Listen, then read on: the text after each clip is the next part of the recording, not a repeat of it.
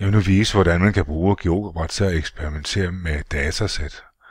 Jeg indtaster et tilfældigt datasæt med nogle værdier her. 2, det første værdier, 3 og 6 og 1 og 0 og 7 og 4 og 5 og en 5 og 10 og en 3 og en 2 og en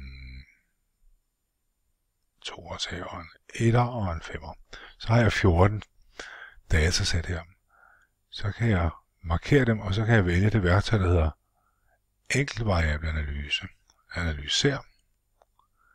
Så vil jeg lige have tegnet et boksplot. Herover kan jeg se, at der er 14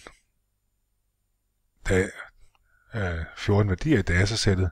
Middelværdien er 3,2, og det betyder standardafvigelse. Det er her summen af alle tallene, og det er, hvis man sætter alle tallene herovre i anden og lægger dem sammen, man får det her. Men det, der interesserer mig, det er minimumværdien. Den er 0 og 2 og 3 og 5 og 7. Nu vil jeg prøve at se, om jeg kan lave et datasæt, hvor maksværdien er 8. Så ændrer jeg en af værdierne her til 8. Og trykker enter. Så vil den straks være 8. Medianen er 3,5. Nu vil jeg prøve, om jeg kan ændre den, så den bliver 4. Så prøver jeg at ændre det her 3-tal til et 4-tal. Så bliver den 4. Mindsteværdien er 0. Første kvartil er 2. Tredje kvartil er 5.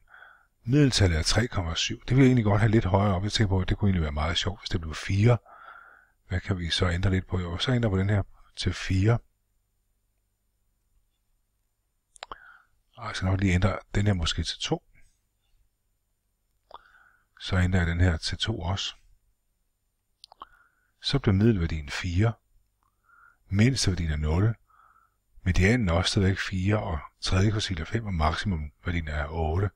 På den måde kan man lege med tallene herover, så kan man få det til at blive vist som et boksplot, og man kan også se det på værdierne her.